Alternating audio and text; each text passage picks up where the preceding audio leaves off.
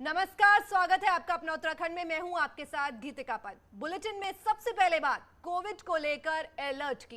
Covid को लेकर सरकार अलर्ट हो गई है और नए वेरिएंट को लेकर एडवाइजरी जारी कर दी गई है। वहीं विदेश से आने वाले यात्रियों की भी टेस्टिंग और मॉनिटरिंग की जाएगी। हरिद्वार में भी संक्रमण बढ़ता जा रहा है। पुलिस विभाग में 8 लोग कोरोना संक्रमित पाए गए हैं। एक ट्रेनी एसपी भी और कलियर थाने इंचार्ज भी संक्रमित हो गए हैं। रामनगर में 4 पुलिसकर्मी कोरोना पॉजिटिव पाए गए हैं। साथ ही एक छात्र भी संक्रमित मिला है। वहीं आज से प्रदेश के बॉर्डर और चेकपोस्ट पर सख्ती की जा रही है और स्कूल, कॉलेज, रेलवे स्टेशन पर रैंडम सैंपलिंग भी की जाएगी और अस्पतालों में ऑक्सीजन बढ़ाने की व्यवस्था भी की जा रही है।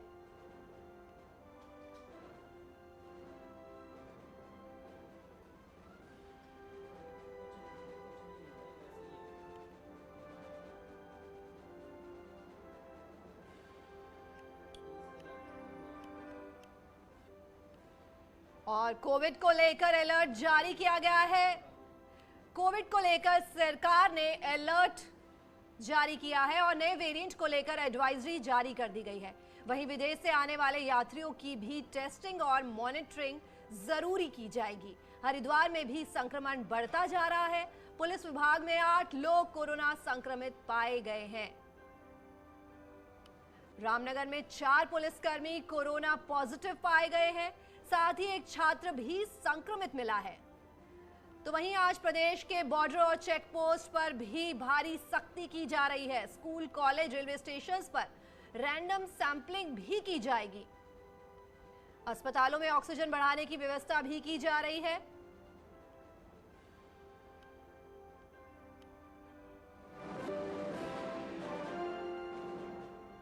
हमारी संवाददाता भारती सकलानी हमसे जुड़ रही हैं। भारती, कोरोना के मामले लगातार सामने आ रहे हैं। नए वेरिएंट को लेकर सरकार की तरफ से एडवाइजरी भी जारी की गई है। आज से चेक पोस्ट और बॉर्डर पर सख्ती की है और रैंडम सैंपलिंग भी शुरू हो रही है। इसके लिए प्रशासनिक तैयारियां क्या है और सख्ती का असर कुछ दिखाई दे रहा है क्या?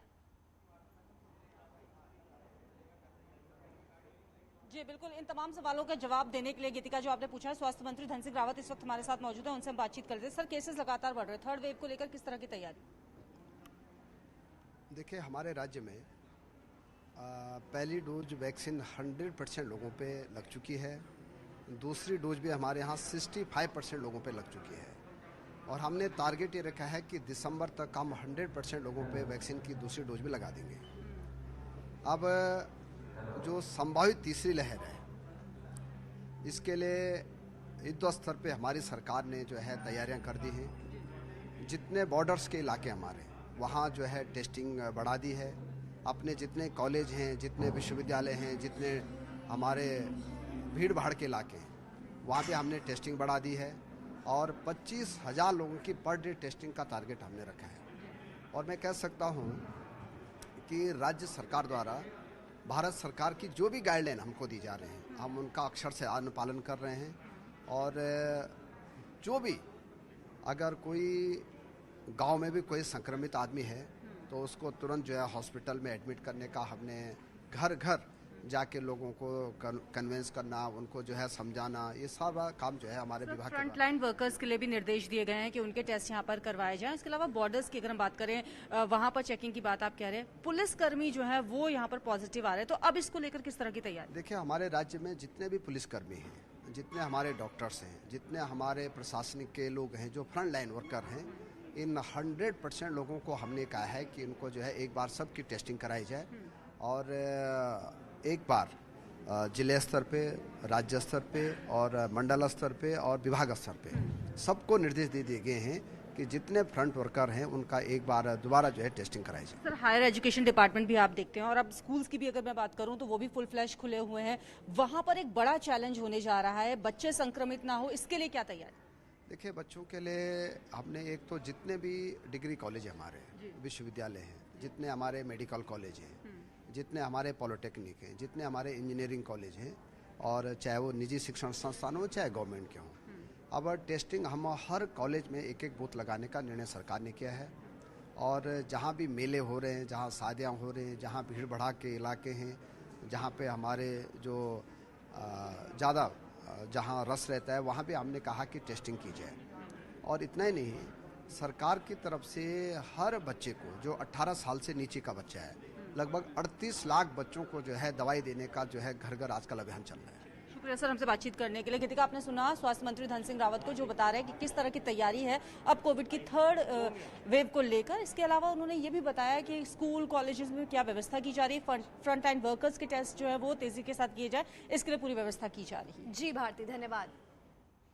उत्तराखंड में चुनाव से पहले बड़ा प्रशासनिक फेरबदल किया गया है। यहां पर 35 आईएएस और पीसीएस अफसरों के ट्रांसफर कर दिए गए हैं। उधम सिंह नगर की डीएम रंजना का तबादला कर दिया गया है। युगल किशोर पंत उधम सिंह नगर के नए डीएम होंगे। साथ ही राधा रतूड़ी को ऊर्जा निगम की जिम्मेदारी दी गई है। सुशील कुमार को गढ़वाल कमिश्नर बनाया गया है। शैलेश बगोली सचिव आबकारी और दीपेंद्र चौधरी प्रभारी सचिव परिवहन होंगे। वहीं अमित नेगी को भी स्वास्थ्य विभाग से हटा दिया गया है।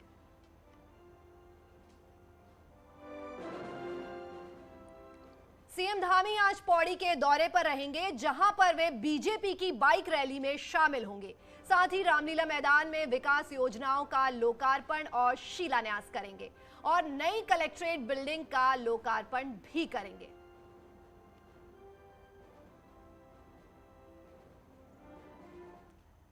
देवस्थानम एक्ट की वापसी से संत समाज खुश है। मंगलवार को निरंजनी अखाड़े के आचार्य महामंडलेश्वर कैलाशानंद गिरी ने सीएम धामी से मुलाकात की और कहा कि पीएम भी इस फैसले से खुश होंगे और अपने उत्तराखंड दौरे में भी वे इसका जिक्र करेंगे। आज प्रधानमंत्री नरेंद्र मोदी जी को भी अत्यंत प्रसन्नता हुई होगी, वो अत्यंत प्रसन्नचित्त होंगे और मुझे लगता है उनका बहुत जल्दी हरिद्वार उत्तराखंड का दौरा है। मुझे लगता है उस बात को जरूर वो जिक्र करेंगे कि हमारे आदरणीय यशस्वी मुख्यमंत्री जी ने जो करके दिया है, आज उत्तराखंड के लिए एक बहुत बड़ा दिन है, बहुत बड़ा अवसर है। मुख्यमंत्री पुष्कर धामी ने जसपुर में करोड़ों की योजनाओं का लोकार्पण और शिलान्यास किया। इस दौरान सीएम धामी ने जसपुर में एक स्टेडियम बनाने की घोषणा की। सीएम धामी ने मन से बोलते हुए कहा कि नई खेल नीति के तहत यहां एक स्टेडियम जरूर बनाया जाए। वहीं गड़ीनेगी को नगर पंचायत बनाने के साथ ही कई घोषणाएं की। इन्होंने स्टेडियम के बारे में कहा है, निश्चित रूप से मैं मानता हूं, जब हम नई खेल नीति लेकर आए, यहाँ पर स्टेडियम बनना चाहिए, चाहे वो किसी भी जमीन पर बने, चाहे स्कूल की जमीन हो, चाहे कोई अन्य जमीन हो, यहाँ पर स्टेडियम बनेगा। मैं इसकी घोषणा करता हूँ। भोजपुर क्षेत्र जो राजस्व ग्राम है, उसको राजस्व ग्राम दिए जाने के लिए जो भी प्रक्रिया होगी, हम अपनी मंत्रिमंडल में लाकर उस प्रक्रिया को पूरा करेंगे। उधम सिंह नगर के खटीमा में सीएम पुष्कर धामी शहीद सम्मान कार्यक्रम में शामिल हुए। इस दौरान सीएम धामी के साथ मंत्री गणेश जोशी, यतीश्वरानंद मौजूद रहे। शहीद सम्मान यात्रा कार्यक्रम में सैन्य धाम के लिए शहीदों के घरों की मिट्टी रखी गई थी। साथ ही जिले भर के कई शहीद परिवारों को सम्मानित किया गया।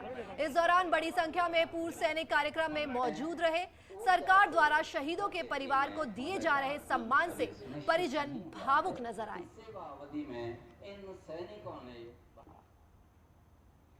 देहरादून से खबर है, शहीद के घर पहुंचे सीएम धामी। शहीद चित्रेश बिष्ट के घर पहुंचे सीएम धामी। सैन्य धाम के लिए ली जाएगी मिट्टी, शहीद के घर से ली जाएगी मिट्टी और सैन्य धाम के लिए यहां से सैनिकों के घर से मिट्टी ली जाएगी।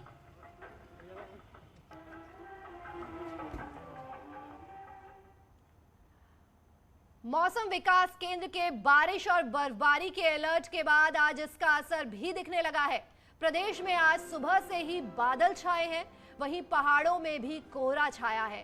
5 जिलों में खासतौर पर बारिश और बर्फबारी के अलर्ट हैं। उत्तरकाशी, चमोली, बागेश्वर, पिथौरागढ़, रुद्रपुर की ऊंचाई के इलाकों में आज बर्फबारी की संभावना है। अगले 1-2 दिन प्रदेश में शीतलहर के आसार बने हैं।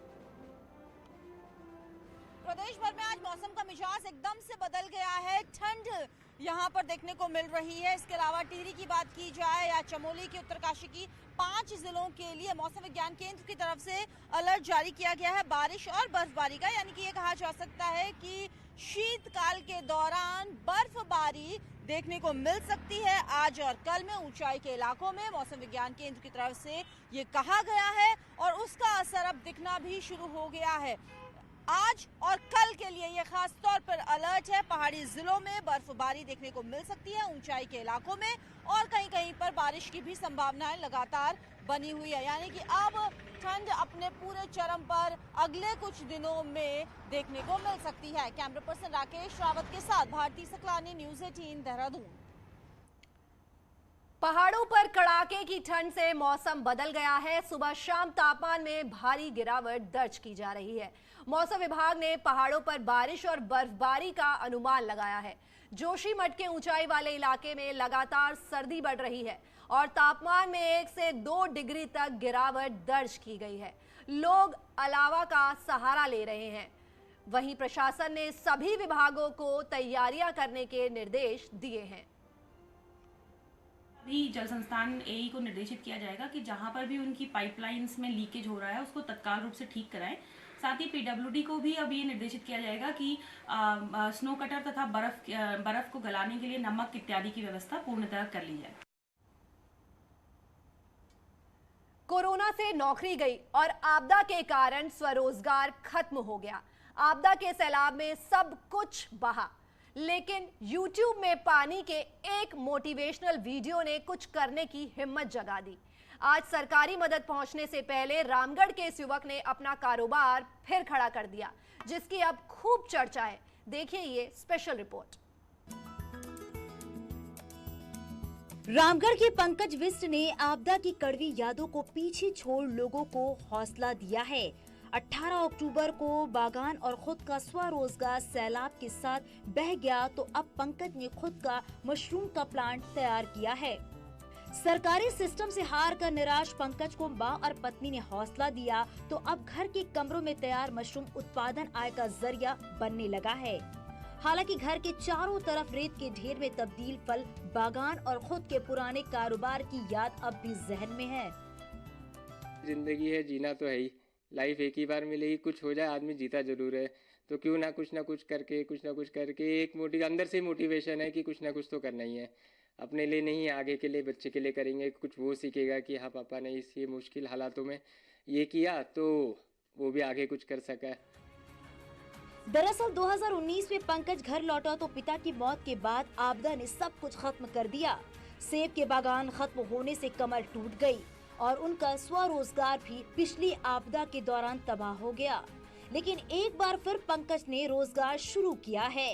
हालांकि नेताओं से लेकर अफसरों तक से पंकज की नाराजगी है।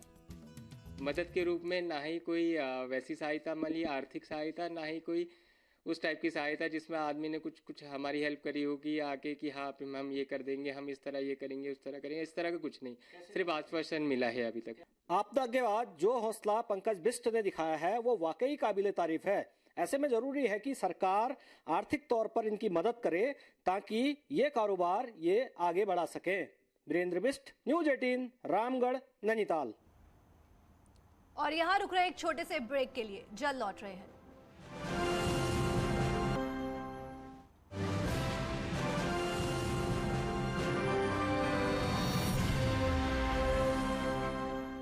ब्रेक के बाद स्वागत है आपका। बढ़ते हैं खबरों में आगे। केदारनाथ की तर्ज पर बद्रीनाथ धाम में भी ध्यान केंद्र और योग केंद्र बनाए जा रहे हैं।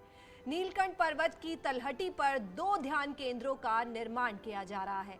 लगभग 26 लाख की लागत से योग और ध्यान केंद्रों का निर्माण कार्य शुरू कर दिया गया है और 2022 की यात्रा में तीर्थयात्रियों के लिए ध्यान केंद्र तैयार हो जाएंगे। ये ध्यान केंद्र नगर पंचायत बद्रीनाथ द्वारा तैयार कराए जा रहे हैं।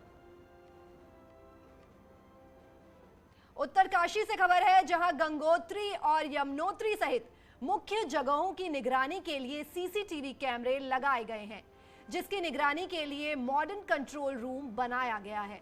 मंगलवार को इसका शुभारंभ डीजीपी ने किया। एसपी ने बताया कि पूरे जिले में 160 कैमरे लगाए गए हैं, जिसमें गंगोत्री और यमुनोत्री भी शामिल हैं। पुलिस लाइन में मॉडर्न पुलिस कंट्रोल रूम की स्थापना की गई, जिसमें वर्चुअल माध्यम से डीजीपी महोदय द्वारा इसका उद्घाटन किया गया। इसमें अभी लगभग 70 कैमरे लगाए गए हैं सीसीटीवी के, जिनका कंट्रोल रूम पूरे जनपद के कैमरों के साथ इसी पुलिस मॉडर्न कंट्रोल रूम में किया गया है। बागेश्वर से खबर है, जहां विधानसभा चुनाव को लेकर बीजेपी में दावेदारी तेज हो गई है। कपकोट में सबसे ज्यादा दावेदार सामने आ रहे हैं। कपकोट और बागेश्वर विधानसभा की दोनों सीटें बीजेपी के पास हैं, लेकिन यहां दूसरे दावेदार भी दावा ठोक रहे हैं।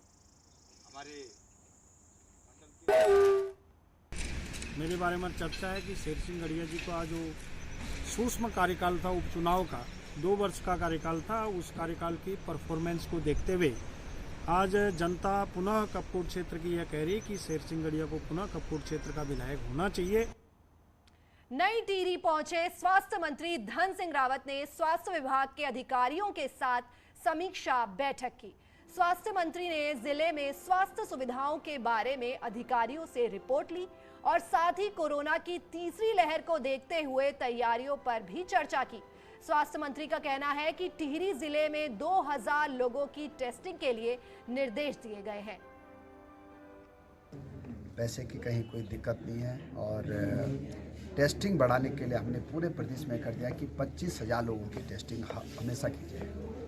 टिहरी जिले में भी हमने निर्देश दिए हैं कि 2000 लोगों की टेस्टिंग जल्दी कराई जाए। हर 2022 मिशन को लेकर बीजेपी चुनावी मोड़ पर आ गई है।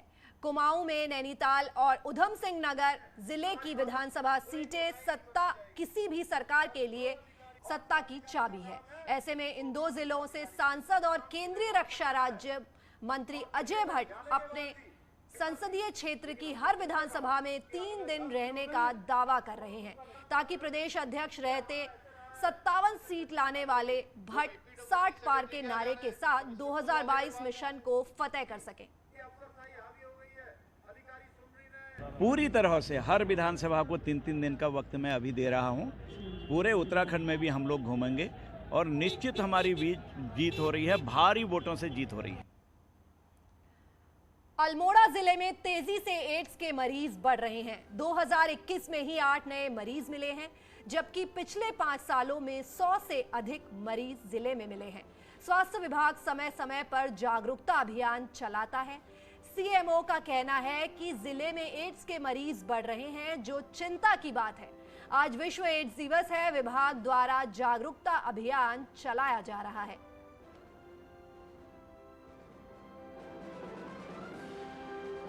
अगर मैं संख्या की बात करता हूं तो हर साल 8 या 10 पेशेंट डिटेक्ट होते हैं। तो अगर ये 2016 से मैं बात करूं तो हमारे जनपद में जो पॉजिटिव केस हैं 114 हैं, और इस साल जो हमारे जनवरी से अभी तक जो डिटेक्शन में है 8 पेशेंट डिटेक्ट हुए हैं, और नयों की हम जांच करा रहे हैं, वो निगेटिव आते हैं। फिलहाल इस बुलेटिन में सिर्फ इतना ही। आगे खबरों का सिलसिला यूं ही जारी रहेगा।